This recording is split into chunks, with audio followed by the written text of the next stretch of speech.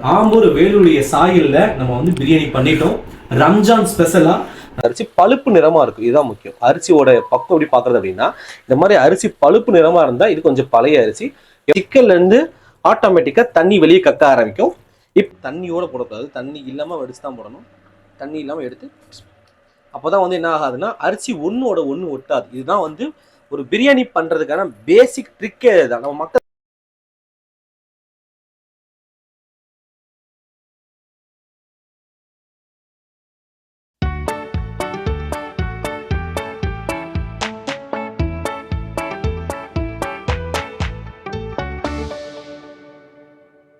மக்களே, நம்ம இங்க பாத்தீங்கன்னா ஒரு 1/2 kg ரைஸ் சீரக சம்பா அரிசியில 3/4 கிலோ அளவுக்கான சிக்கன் போட்டு நம்ம வந்துட்டு வெள்ளூர் அண்ட் ஆம்பூர் ஸ்டைல் கிட்டத்தட்ட அதே மாதிரி சாயல்ல ஒரு பிரியாணி பண்ண போறோம்.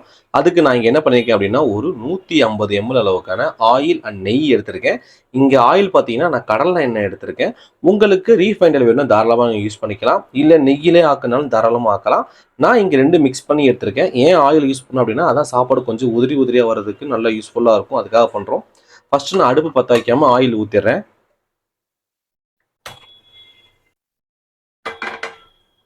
ஆயில் ஊற்றிட்டோம். இதில் பார்த்தீங்கன்னா கட் பண்ணி வச்சிருக்கக்கூடிய பெரிய வெங்காயத்தை ஆட் பண்ணணும்.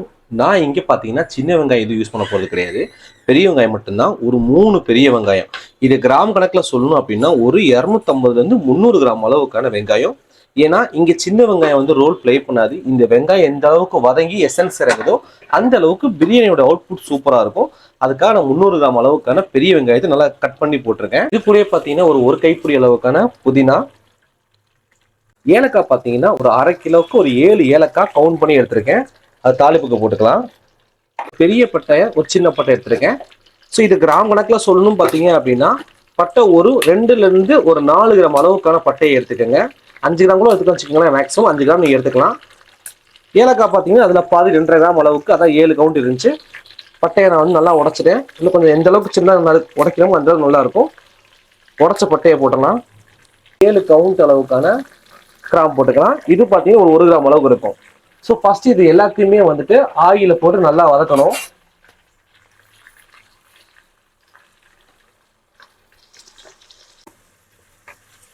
பொதுவாக என்ன பண்ணுவாங்க அப்படின்னா ஆம்பூர் ஸ்டைல் பிரியாணியில் பார்த்தீங்கன்னா மிளகாயை வந்து ஊற வச்சு பேஸ்ட் மாதிரி அரைச்சி ஊற்றுவாங்க.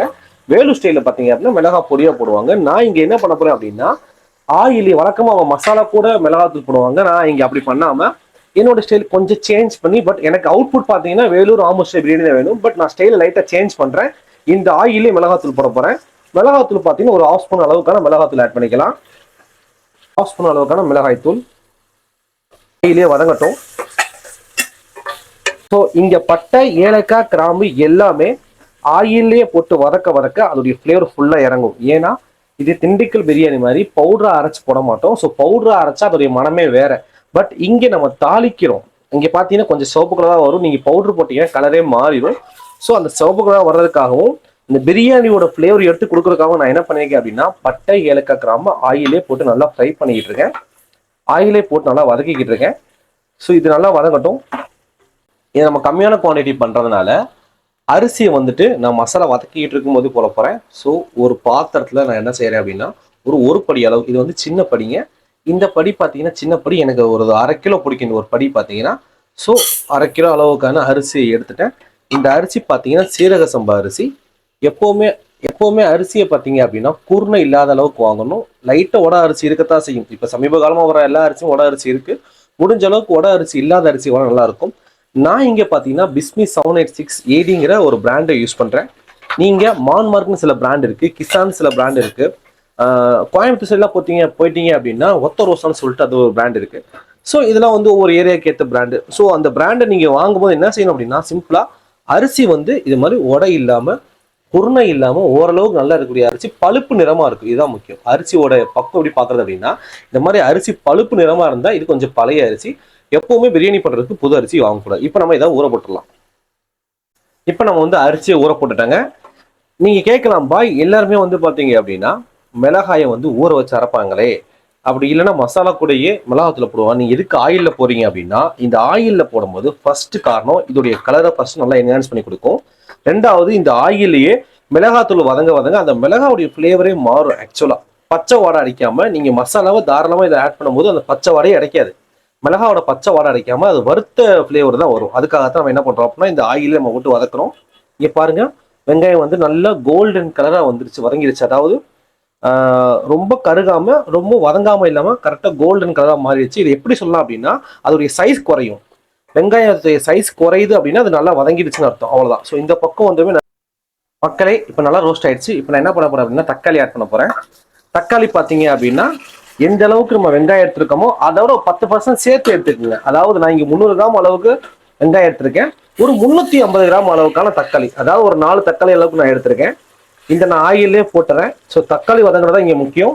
நம்ம இங்க பாத்தீங்கன்னா சிக்கன் பிரியாணி பண்ண போறோம். ஸோ அதனால ஃபர்ஸ்ட் மசாலா எல்லாத்தையும் இதுல போட்டுட்டு ஒரு 10 நிமிஷம் வதங்கினதுக்கு அப்புறம் தான் என்ன பண்ணணும் அப்படின்னா சிக்கன் போடணும். மசாலா நம்ம சேர்த்து ஆட் பண்ற மாதிரி இருக்கும். காரணம் என்னன்னு பாத்தீங்கன்னா இங்க இஞ்சி பூண்டு ஃபிளேவர் மட்டும் அதிகமா இருக்க போகுது. அதனால இஞ்சி பாத்தீங்கன்னா ஒரு 2 ஸ்பூன் அளவுக்கான இஞ்சி போட்டுக்கலாம். ஆல்ரெடி 1.5 போட்டிருப்பேன், இப்போ ஒரு அரை 2 ஸ்பூன் அளவுக்கான இஞ்சி, கிட்டத்தட்ட 3 ஸ்பூன் அளவுக்கான பூண்டு. பாய் நீ என்ன ஒரு 1/2 கிலோ பண்றதுக்கு இவ்வளவு மசாலா சேர்க்குறீங்க? காரணம் இருக்குங்க. ஏன்னா நம்ம வந்து ஃபர்ஸ்ட் என்ன பண்றோம் அப்படின்னா வெங்காயம் நம்ம ஆட் பண்ணல, நார்மலா திண்டுக்கல் ஸ்டைல் பண்ற மாதிரி. அதே மாதிரி பாத்தீங்க அப்படின்னா கறி வந்து கொஞ்சம் சேர்த்து போறேன், ஒரு 1/4 கிலோ அளவுக்கு சேர்த்து போறேன். இப்போ மசாலா ரேஸ் எப்படி எடுக்கணும்னு பாத்தீங்க அப்படின்னா மட்டன் அல்லது சிக்கன் மீட் நம்ம எந்த அளவுக்கு போறோமோ அதை பேஸ் பண்ணி நம்ம என்ன செய்யணும் அப்படின்னா மசாலா ரேஸியோ எடுக்கணும். ஒரு 3 பச்சை மிளகா மசாலா போட்ட உடனே லைட்டா வந்து கிண்ணி விட்டுருங்க, இல்லைன்னா கீழே அடி பிடிச்சிடும்.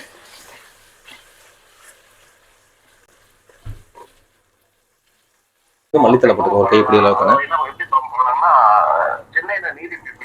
அரை எலுமிச்சம் அளவுக்கான சாறு ஊத்திடலாம்.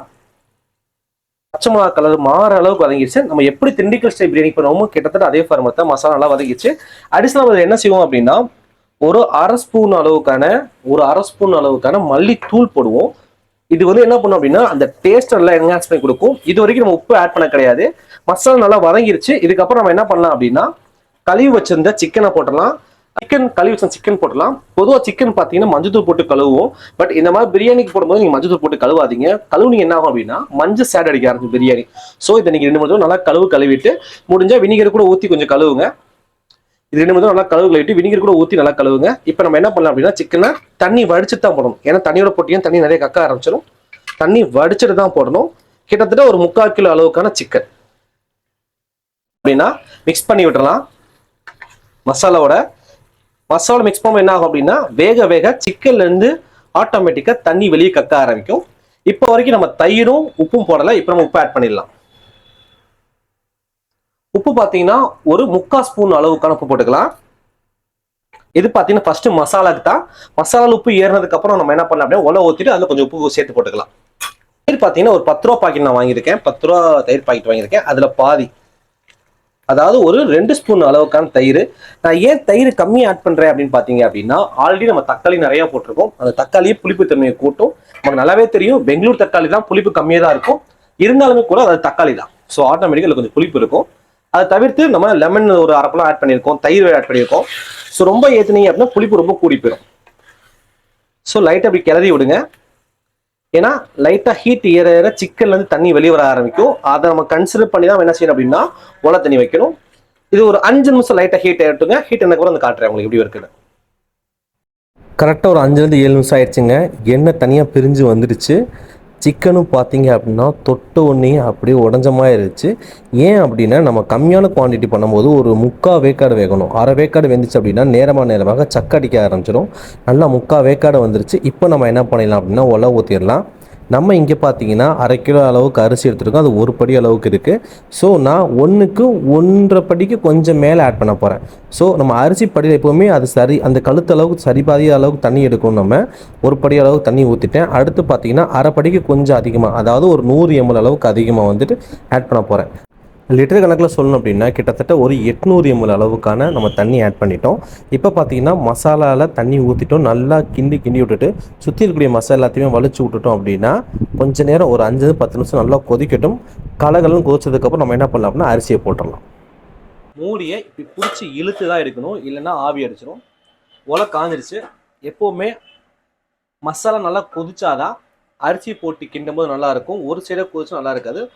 கிண்ணதுக்கப்புறம் லைட்டாக ஒரு கிளறி விட்டுருங்க. சாரி, கொதிச்சதுக்கப்புறம் கொதிச்சதுக்கு அப்புறம் லைட்டாக ஒரு கிளறி விட்டுட்டு இப்போ நம்ம என்ன பண்ணிடலாம் அப்படின்னா அரிசியை போட்டுடலாம். அரிசி பார்த்தீங்கன்னா தண்ணி ஃபுல்லாக வடிச்சு வச்சிருக்கோம். இப்போ நம்ம அரிசி போட்டுடலாம். எப்போவுமே இது பார்த்தீங்கன்னா தெரியும், சாட்சியமே தண்ணி வருது, தண்ணியோடு போடக்கூடாது, தண்ணி இல்லாமல் வடிச்சு தான் போடணும். தண்ணி இல்லாமல் எடுத்து அப்போ தான் வந்து என்ன ஆகாதுன்னா அரிசி ஒன்றோட ஒன்று ஒட்டாது. இதுதான் வந்து ஒரு பிரியாணி பண்ணுறதுக்கான பேசிக் ட்ரிக்கே தான். நம்ம மக்கள் என்ன பண்ணிடுவாங்கன்னா அவசரத்தில் டபக்குன்னு கொண்டு போயிட்டு ஊற வச்ச அரிசியை கொண்டு போய் டப்புன்னு கொட்டிடுவாங்க. அதுலேருந்து ஒரு 50லேருந்து 100 ml அளவுக்கு தண்ணி வந்துடும். ஆக்சுவலாக ஃபைனலாக உங்களுக்கு எல்லா டேஸ்ட்டுமே வரும். நிறைய பேர் சொல்கிறது, பாய் நீங்கள் சொன்ன மெத்தட் நல்லா பண்ணிட்டேன், நல்லா வந்துச்சு, ஆனால் கடைசியாக பார்த்தீங்கன்னா சாப்பிட கொஞ்சம் மடிஞ்ச மாதிரி வந்துச்சு, குழஞ்ச மாதிரி வந்துச்சுங்குவாங்க. அதுக்கு ஒன் ஆஃப் த ரீசன் பார்த்தீங்கன்னா இதுதான். நீங்கள் பார்த்தா தெரியுங்க, நான் என்னதான் வடிச்சிருந்தாலும் கிட்டத்தட்ட ஒரு 50லேருந்து 70 ml அளவுக்கு தண்ணி இருக்குது. ஸோ இது எல்லாமே என்ன பண்ணால் பிரியாணி ஃபைனலாக வந்து அவுட்புட்டை வந்து மாற்றி விட்டுரும். நல்லா ஒரு கிளறி விட்டுட்டு உப்பு காரம் பார்த்துடலாம். இங்கே பார்த்தீங்கன்னா தெரியும், நம்ம வந்து பட்டை ஏலக்காய் கிராம்பு வந்துட்டு பவுடர் அரைக்காமல் ஃபுல்லாக தாளிப்புக்கு போட்டிருக்கோம். கலரே பாருங்களேன், கொஞ்சம் சிவப்பாக வருது பார்த்தீங்களா? இதுதான் வந்து ஆம்பூர் அந்த வெள்ளூர் ஸ்டைல் இருக்கக்கூடிய பிரியாணியோடைய ஃப்ளேவரே. ஆக்சுவலாக நான் வந்து ஒரு ஃபங்க்ஷனுக்கு போயிருந்தேங்க, ரீசெண்டாக சேலத்துக்கு போயிருந்தேன். ஸோ இங்கே வந்து ஆம்பூர்லேருந்து வந்து ஒரு மாஸ்டர் பண்ணார். ஆக்சுவலாக நான் கேட்டேன், மாஸ்டர் இது மாதிரி வந்து சில இடங்களில் வந்து மிளகாயை வந்து ஊற வச்சு அரைக்கிறாங்களே, அரைச்சி போடுறாங்களே, இது இந்த அளவுக்கு பாசிபிள்னு கேட்டேன். அப்போ அவங்க என்ன சொன்னது, ஆமாம் பாய் அப்படி தான் நாங்கள் பண்ணுவோம். சில கேசஸ் பார்த்தீங்க அப்படின்னா சில நேரங்களில் நம்மளால் வந்து அப்படி பண்ண முடியாது, எமர்ஜென்சியாக பண்ணுற மாதிரி இருக்கும். நாங்கள் பொதுவாக வந்து மிளகாய் தூளை இந்த மாதிரி நாங்கள் பண்ணுவோம், எண்ணெயில் போட்டு பண்ணுவோம். அப்படி இல்லைன்னா மசாலே போட்டு வதக்கி எடுப்போம். அப்படி என்ன செய்வோம் அப்படின்னா மசாலா கொஞ்சம் வேகமாக கொதிக்க விடுவோம். அப்படி கொதிக்கும் போது அந்த மிளகாயுடைய வாசனைகள் போயிடும். ஸோ இப்போ வீட்டில் எல்லாமே அப்படி தான் பண்ணிடுவோம். எல்லாமே அந்த மிளகாய் எடுத்து ஊற வச்சு அரைக்கிறது அந்த ப்ராசஸ் பண்ண முடியல, நாங்கள் இந்த மாதிரி பண்ணுவோன்னு சொன்னாங்க. அவர் சொல்ல போது எனக்கே இப்படி தெரியும், ஓ இப்படி பண்ணால் நல்லா வருமானு. ஸோ அவர் சொன்ன மெத்தட் தான் நான் ட்ரை பண்ணிட்டு இருக்கேன். ஆக்சுவலாக ட்ரை பண்ணி பார்த்துட்டு எப்படி இருக்குங்கிறது நான் உங்களுக்கு ஃபஸ்ட்டு நான் சொல்லிடுறேன். ஃபைனல் அவுட்புட் நான் எப்படி இருக்குன்னு சொல்லிடுறேன். அதுக்கப்புறம் நீங்கள் ட்ரை பண்ணி பாருங்கள். இப்போ மசாலா உப்பு காரம் பார்க்கலாம். மசாலா லைட்டாக இப்படி வதக்கி விட்டுட்டு, எப்போயும் மசாலா பார்த்தீங்கன்னா இப்படி வதக்கி விட்டுட்டு தண்ணியில் தான் பார்க்கணும். இங்கே பார்த்தீங்கன்னா ஆயில் இல்லை, தண்ணியில் தான் உப்பு காரம் பார்க்கணும். கரெக்டாக இருக்குது, சரிசமமாக இருக்குது. நம்ம எப்போவுமே இந்த மாதிரி பிரியாணிக்கு போடும்போது உப்பும் காரமும் சுருக்குன்று, இந்த மசாலா போடும்போது உப்பும் காரமும் சுருக்குன்னு இருக்கணும். உப்பு ஒரு நூல் கம்மியாக இருக்குது, கொஞ்சமாக கம்மியாக இருக்குது. ஸோ அதனால் உப்பு மட்டும் ஆட் பண்ணுறேன். காரம் போதுங்க, காரம் சரியாக இருக்குது. ஏன்னா இப்போ ரம்ஜான் டைமு, ரம்ஜான் ஸ்பெஷலாக பண்ணுறதுனால ரம்ஜான் முடிகிற டைமில் பார்த்தீங்கன்னா எல்லாருமே அதிகமாக காரம் சாப்பிட்டுருக்கோம். ஃபாஸ்டிங் இருந்து காரம் சாப்பிட முடியாது. ஸோ அதனால் அளவான காரம் போதும். ஒரு அரை ஸ்பூன் அளவுக்கு மிளகாத்தூள் போட்டிருக்கோம்ல, அதுவே இந்த 1/2 kgக்கு போதுமான அளவு தான் இருக்குது. உப்பு போட்டுட்டேங்க. உப்பு புளிப்பு காரம் எல்லாமே பக்காவாக இருக்குது. இதை என்ன செய்யணும் அப்படின்னா நல்லா ட்ரை ஆகிற அளவுக்கு கிண்டிக்கிட்டே இருக்கணுங்க. நல்லா ட்ரை ஆக்கிட்டு இது மேலே மூடியை போட்டு சுடுதண்ணி நான் தனியாக வச்சுக்கிட்டு இருக்கேன். இப்போ சுடுதண்ணி காஞ்சிக்கிட்டு இருக்கு. சுடுதண்ணியில் மேலே நான் வந்து தம் போட போகிறேன். பாய் தம் போகிறது நிறைய பேருக்கு பிரச்சனைன்னு சொல்கிறாங்க. ஸோ அதனால் முடிஞ்ச அளவுக்கு நான் டீட்டெயிலாக சொல்ல ட்ரை பண்ணுறேங்க. எப்படி தம் போடுறதுங்கிறத இந்த வீடியோவில் டீட்டெயிலாக நான் சொல்கிறேன். ஆயிடுச்சுங்க. ஒரு தடவை லைட்டாக இப்படி கிளறி விட்டுட்டு தண்ணி இல்லாதவளை ஃபுல்லாக கிளறி விட்டுட்டு அப்படியே ஃபுல்லாக மசாலாவை அப்படி முழுங்கி விட்டுருங்க. சரி சமப்படுத்துருங்க. அப்போ தான் வந்து ஈவனாக என்ன ஆகும் அப்படின்னா சாப்பாடு வந்து லைட்டாக இப்படி மொழி விட்டுருங்க. அப்போ சாப்பாடு வந்து ஈவனாக வந்து டிஸ்ட்ரிபியூட் ஆகும். இப்போது இது மூடி போட்டலாம். அடுப்பு எப்படி ஆஃப் பண்ணலங்க. இது வச்சுட்டு மேலே பார்த்தீங்கன்னா சுடுதண்ணி வைக்கணும். எப்போவுமே பெரிய பாத்திரத்தை வச்சு சுடுதண்ணி வைக்கணும். சுடுதண்ணி பார்த்தீங்கன்னா ஒரு 2 லிட்டர் அளவுக்கு நான் சுடுதண்ணி காய வச்சு மேலே வச்சுருக்கேங்க. இப்போ வரைக்கும் அடுப்பு நான் ஆஃப் பண்ணவே இல்லை, ஸ்லோ ஃப்ளேம்லேயே இருக்குது. இந்த ஸ்லோ ஃப்ளேம்லேயே கரெக்டாக ஒரு 2லேருந்து 4 நிமிஷம் அளவுக்கு லைட்டாக ஹீட் ஆகட்டும். அதாவது இந்த வாப்பாடு ஏரியாவுக்கு பார்த்தீங்கன்னா, இந்த வாப்பாடு ஏரியாவில் இந்த சைடு வாப்பாடு ஏரியாவுக்கு பார்த்தீங்களா, இந்த சைடு வாப்பாடு ஏரியாவில் லைட்டாக அந்த ஆவி வரும், கொதிச்சதோட ஆவி வெளியே வரும். அது வெளியே வர வரைக்கும் நம்ம என்ன செய்யலாம் அப்படின்னா லைட்டாக ஸ்லோ ஃப்ளேம்லேயே வச்சுட்டு அதுக்கப்புறம் ஒரு 10 செகண்டுக்கு மட்டும் ஹை ஃப்ளேம் ஏற்றி அடுப்பு ஆஃப் பண்ணிடலாம். ஸோ நான் உங்களுக்கு காட்டுறேன், அந்த ஆவி வரதை காட்டுறேன். அதுக்கப்புறம் நம்ம அடுப்பு ஆஃப் பண்ணிடலாம். வச்சுட்டு இப்போ ஹை ஃப்ளேம் ஏற்றிட வேண்டியது. 1 2 3 4 5 6 7 8 9 10.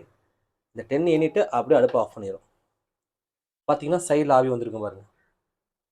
அந்த ஆவியை காணோம். இப்போ தாங்க நான் ஆவியை பார்த்தேன். இப்போ நீங்கள் இந்த வீடியோவில் ஆவியை பார்த்தீங்கன்னா மறக்காமல் கமெண்ட் பாக்ஸ் தெரியப்படுத்துங்க. ஸோ இந்த ஆவி வந்துருச்சு. இப்போ நான் அடுப்பு ஆஃப் பண்ணிட்டேன். இங்கேருந்து கரெக்டாக ஒரு 1/4 மணி நேரம் சாப்பாடு போடுங்கட்டும். சாப்பாடை தம் உடைச்சு பார்க்கலாம்.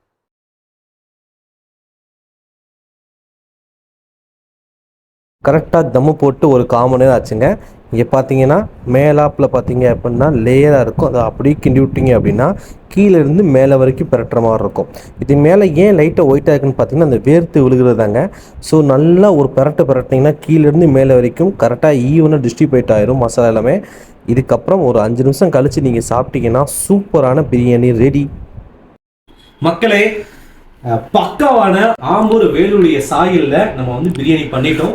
ரம்ஜான் ஸ்பெஷலா சாப்பாடு அப்படியே உதிரியா பொட்டாட்டம் வந்திருக்குங்க. நீங்க சமையலுக்கு ஒரு ஆர்டருக்கு ஆக்சுவலா போயிருந்தேன். ஒரு கிடா வெட்டிக்கு போயிருந்தேன். சமைச்சிருந்தப்போ அவங்க வந்து ஐயா வந்துட்டு பா என்ன பாய் சாப்பிட்டு பொட்டாட்டம் இருக்குன்னாரு. என்னங்க பொட்டாட்டுன்னு கேட்டேன். சாப்பிட்டு உதிரியா இருக்கு பாய் அப்படின்னாரு. தொட்டா சாஃப்டா இருக்கு பாய். ஸோ அதே மாதிரி இன்னைக்கு நம்ம இந்த ஸ்டைலில் பண்ணியிருக்கோம், ஆம்பூர் ஸ்டைலில். ஸோ சிக்கன் பாருங்களேன், சிக்கனும் இதுவும் கிட்டத்தட்ட ஒரே கலராக இருக்குது. நம்ம ஆஹா ஒரு தொட்டோனே அவ்வளோ சாஃப்டாக அவ்வளோ ஜூஸியாக இருக்குது. நான் சாப்பாடு எடுத்து இங்கே பார்த்தீங்கன்னா கையில் சாப்பாடு ஒட்டலை. சாப்பாடு ரொம்ப சூப்பராக இருக்குங்க. சீரியஸாக நான் அன்னைக்கு கல்யாணத்தில் என்ன ஃப்ளேவரை சாப்பிட்டனோ அல்ஹம்துலில்லாஹ் அதே மாதிரி இருக்குங்க. சாப்பாடு சூப்பராக இருக்குது. இந்த ரெசிபியை நீங்களும் ட்ரை பண்ணி பார்த்துட்டு எப்படி இருந்துச்சு மறக்காமல் சொல்லுங்கள். எல்லாருக்கும் அட்வான்ஸ் ரம்ஜான் நல்வாழ்த்துக்கள்.